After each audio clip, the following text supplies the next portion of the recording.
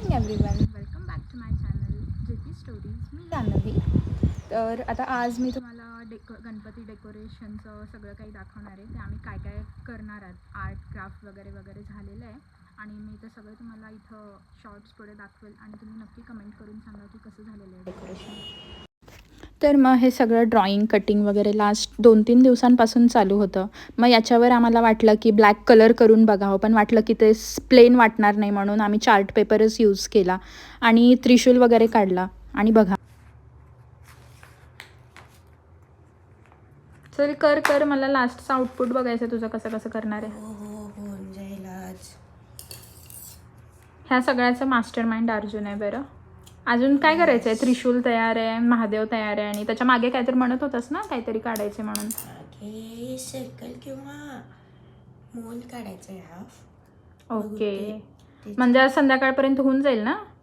संध्याकाळपर्यंत almost decoration आता होत आलेलं आहे आणि आता लवकरच तुम्हाला डायरेक्ट हँग करूनच आम्ही दाखवू की कसं दिसतंय ते. चल कर लवकर लवकर. काय हेल्प पाहिजे का? हो, इथे असं धरून बस. वेट हा, कुठं?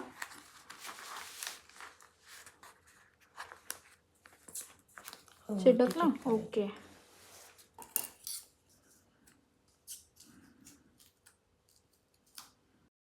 मग हे सगळं करून झाल्यावर मी माझ्या फ्रेंडकडे गेली होती आणि तिने राईट हँडवर माझ्या खूप सुंदर अशी मेहंदी काढली होती. मग तिचं बघून मला वाटलं की मी पण काढावे, सो मी पण माझ्या लेफ्ट हँडवर काढली आणि दोन्ही हातांवर माझ्या मेहंदी झाली. तुम्ही नक्की सांगा की तुम्हाला दोन्ही मेहंद्या कशा वाटल्या. मार्केटमध्ये आणि गणपतीला लावण्यासाठी जे डेकोरेटिव्ह सामान जे काही असतं ते लेस अँड ऑल, कुंदन वगैरे ते सगळं मी घेऊन आलेली आहे. आता तुम्हाला आता दाखवेल किंवा मग गणपतीला डेकोरेट करते वेळेसच ते तुम्ही बघा आणि मला सांगा की कसे कलर्स मी चूज करून आले आणि गणपती बाप्पांना कसं दिसतं. आणि आता चला मग आपण जाऊया गणपतीचं गणपतीच चूज करण्यासाठी. तर आता मी, मम्मी, अर्जुन तिघंही जाणार आहेत आणि आता डेकोरेशनचं म्हणजे जे काही मागे डेकोरेट करायचं आहे बॅकग्राऊंडला ते सगळं थोड्याच वेळात, म्हणजे आज होऊनच जाईल. लास्ट पॉईंटला जे असतं ते थोडंसंच राहिलेलं आहे आणि आता लगेच होऊन जाईल, ते वेळ नाही लागणार आता. तर चला मग आपण जाऊया गणपतीची मूर्ती सिलेक्ट करण्यासाठी. थँक्यू. बॅकग्राऊंडला जे डेकोरेट केलेलं आहे ते कसं केलेलं आहे मी यापुढे ते त्याचे व्हिडिओज टाकूनच देईल, म्हणजे तुम्हाला आयडिया येईल की मी काय काय केलं आणि कसं केलं आहे. आणि फायनल लुक पण तुम्हाला लवकरच दाखवेल. फायनल लुक बघण्यासाठी व्हिडिओ नक्की शेवटपर्यंत बघा. त्यानंतर आम्ही पोहोचलो मार्केटमध्ये. मुद्दामच आम्ही दुपारचा टाईम निवडला की त्यावेळेस गर्दी जास्त नसणार आहेत म्हणून, आणि गर्दी काहीच नव्हती. संध्याकाळी खूप जास्त गर्दी असते तिथे. मग असं आम्ही मार्केटमध्ये बघत फिरत गणपती बाप्पांची मूर्ती या शॉपमध्ये फायनली फिक्स केली आणि खूप सुंदर अशी मूर्ती आम्ही बुक केलेली आहे. तर हे होतं सगळं मार्केट. काहीच गर्दी नव्हती दुपारच्या टायमाला. खूप निवांत आम्हाला सिलेक्शन करता आलं. सो मूर्ती आम्ही तिथंच ठेवून आलेलो होतो. मग घरी आल्याबरोबर हरतालिकेची पूजेची तयारी चालू केली. त्यासाठी पाने, फुले लागणार होते. 11 वेगवेगळ्या प्रकारचे पाने, मग जसं की तुलसी, आंबा, पेरू, सीताफळ या सगळ्यांचे पानं मी म्हणजे तोडून घेतले. दुर्वा, अगरडा, अजून पिंपळाची पाने, उंबराचं पाने, परत शेवंती, गुलाब ह्या वेगवेगळ्या प्रकारची पाने मी तोडून घेतली होती. आणि मग सगळे पूजेला तयारीसाठी सगळं घरी आणून ठेवलं आणि ते सगळं क्लीन करून असं मांडून घेतलं. पूजा ताटांमध्ये हे मांडून घेतलेलं होतं आणि त्यानंतर विचार केला की रांगोळी काढायची की नाही म्हणत काढायला घेतली. मला वाटलं की खूपच वेळ लागेल आणि म्हणजे टाईम खूप जास्त होईल पूजेसाठी आणि मला एवढी काय रांगोळी नाही जमत. तर तुम्ही मला नक्की सांगा की कशी वाटते. फायनल लुक मी तुम्हाला आता लगेच दाखवेल.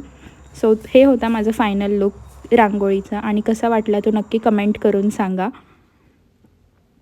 मग मी हरतालिकेची पूजा मांडून घेतली. वाळूने महादेव वगैरे काढले. त्या 2 सखी पार्वतीच्या मूर्त्या ठेवल्या आणि हे फ्रूट्स वगैरे सगळं मांडून घेतलं. सो पूजेची मांडणी कशी आहे म्हणजे जशी असते तशी केलेली आहे. त्यानंतर कथा ऐकत पूजा चालू केली. तुम्ही पण ऐका.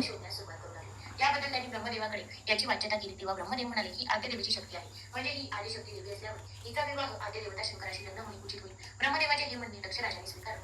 त्यांनी त्यांचा विवाह शंकराबरोबर लावून दिला. शिव आणि सतीचा विवाह 16 म्हणजे महाशिवरात्री म्हणून ओळखला जातो. सती शंकराबरोबर कैलासावर राहण्यास हवे. परंतु दक्ष राजा आणि शंकराचे पूर्वीपासून वैर असल्याने ते शंकराला फारसे महत्त्व देत नसत. एकदा दक्ष राजाकडे एक महाल यज्ञ होणार होता. त्यामध्ये सर्व देवलोकांना आमंत्रण होते, पण दक्षाने सतीला आणि शिवाला ही कथा 15 ते 20 मिनिटाची होती. ते ऐकून झाल्यावर धोत्र्याचं फूल वगैरे वाहून पूजा अशी कंप्लीट झालेली होती.